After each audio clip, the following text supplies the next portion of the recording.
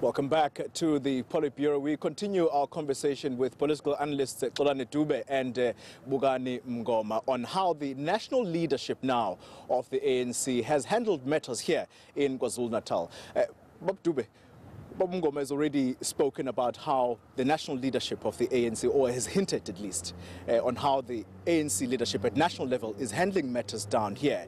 In your view, has the national leadership been effective as an overseer of how matters are being handled down here? I think the approach of the national leadership when it comes to the issues of KwaZulu-Natal is in a form of tap dancing. You get confused where they stand.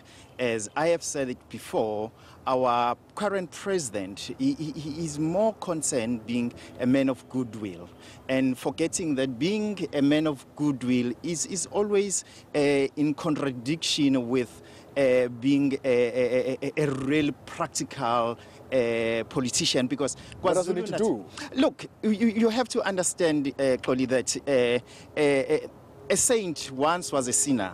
And so you need to travel to that space of being a sinner, so that to get his hands dirty. Precisely. How so? Look, you know, if you remember, we in the politics of KwaZulu-Natal is a very interesting one.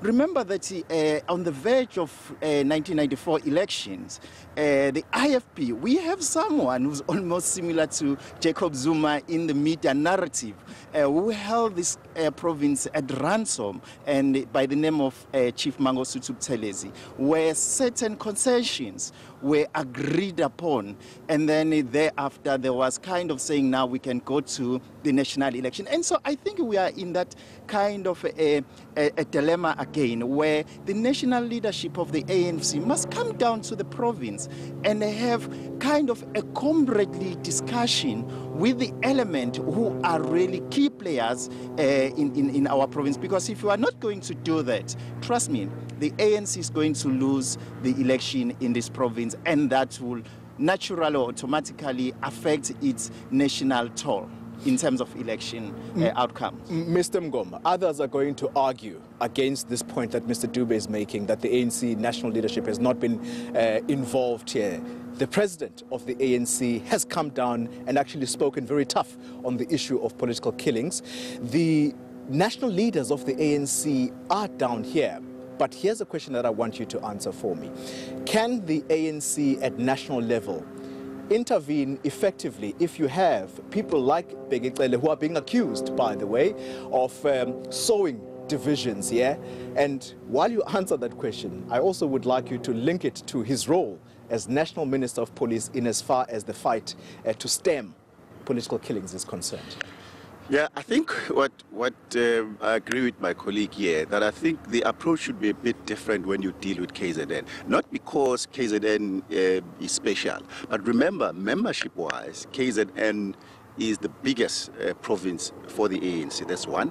But secondly, I think what we have also seen post the NASREC is that I think for the first time, KZN does not have a person who sits at the top 6. Not that KZN has a birthright to always have a person in the top 6, but that in itself has actually created an environment where people are beginning to say, are we really part of the ANC? That's people from this province. And the answer is basically saying, other people are saying, no, yes, we want to be part of the ANC, but we feel that the ANC is actually isolating us. I think I agree with the view that maybe the national leadership needs to camp here in KZN and try to actually approach it more from a political point of view, to say, listen, we need to sort this thing out, because if we don't do it, remember also, there is also the resurgence of the Inkatha.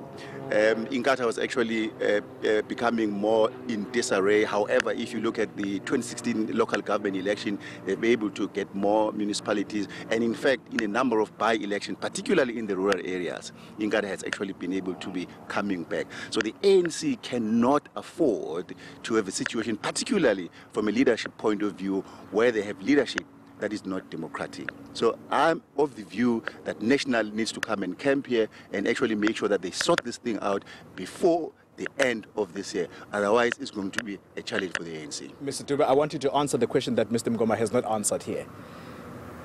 Bheki, he is being accused of being among some of the leaders who are sowing divisions in KZN whilst they sit at national level. Perhaps they have certain interests. But the question I want you desperately to answer for me is, can he intervene effectively in his role as Minister of Police to stem the political killings if he is already being accused of being a divisive figure?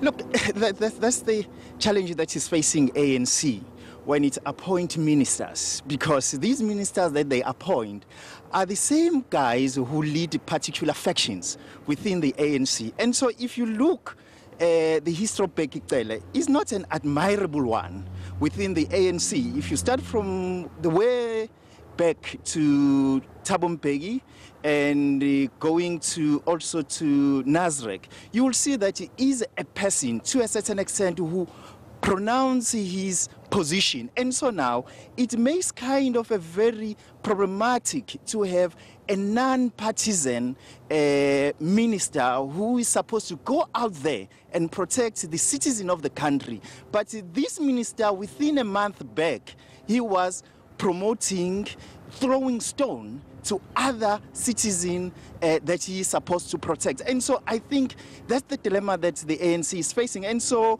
look, on Friday he was sitting at the front table, not as a minister, but now as an ANC deployee. And so now the question that you have to ask yourself, there are members of the ANC in the same hall who are fully aware that Bheki, in terms of political factionalism, he's our enemy.